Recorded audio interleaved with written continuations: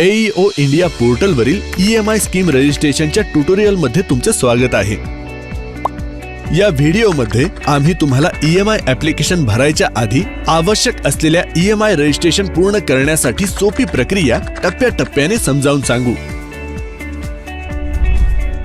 नोंदणी संबंधित DIC officer यांनी पडताळून आणि मंजूर केल्यानंतरच EMI अर्ज भरण्याचा पर्याय सुरू होईल।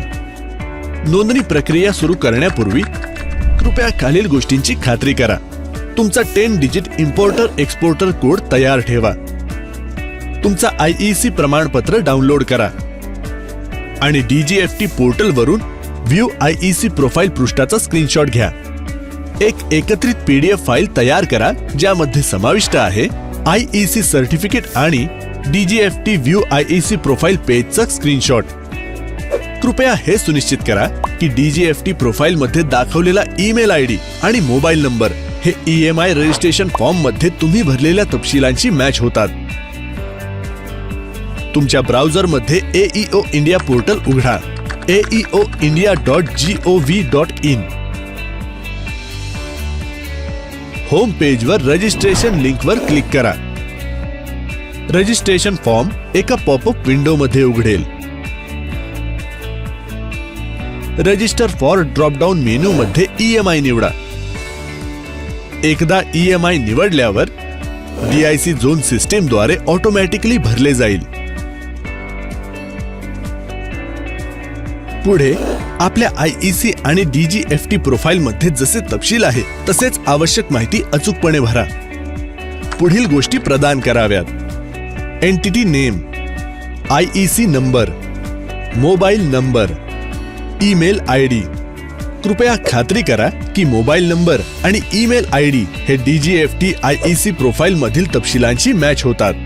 मग तुमच्या खात्यासाठी युजर नेम आणि पासवर्ड तयार करा। कॅप्चा कोड टाका आणि सबमिट वर क्लिक करा। आता खालील गोष्टींचा समावेश असलेली एकत्रित PDF फाईल अपलोड करा: IEC सर्टिफिकेट आणि DGFT व्ह्यू IEC प्रोफाइलचा स्क्रीनशॉट। स्क्रीनशॉट मध्ये रजिस्टर्ड ईमेल ID आणि मोबाईल नंबर स्पष्टपणे दिसतील याची खात्री करा। फक्त एक एकत्रित PDF फाईल अपलोड केली पाहिजे। फॉर्म सबमिट केल्यानंतर OTP हा रजिस्टर्ड ईमेल ID वर पाठवला जाईल। पडताळणी पूर्ण करण्यासाठी पोर्टलवर OTP टाका। पडताळणी झाल्यानंतर तुमची नोंदणी विनंती पुढील पडताळणी आणि मंजुरीसाठी संबंधित DIC ऑफिसरकडे पाठवली जाईल। सबमिट केलेली माहिती डेझिग्नेटेड ऑफिसरद्वारे पडताळली जाईल। नोंदणी मंजूर झाल्यानंतर पोर्टलवर EMI ॲप्लिकेशनचे फिलिंग करण्यासाठी प्रवेश सक्षम केला जाईल। मंजुरीनंतर तुम्हाला एक पुष्टीकरण ईमेल मिळेल ज्यामध्ये तुमचे EMI रजिस्ट्रेशन मंजूर झाल्याची माहिती दिली जाईल। आता तुम्ही पोर्टलवर लॉग इन करून तुमचा फिलिंग EMI ॲप्लिकेशन पुढे सुरू करू शकता। अधिक माहितीसाठी aeoindia.gov.in ला भेट द्या। अर्ज सादर करताना तुम्हाला कोणतीही अडचण आली तर तुम्ही DIC येथील EMI हेल्प डेस्कशी संपर्क साधू शकता। EMI helpdesk-dic@gov.in किंवा 01123310014।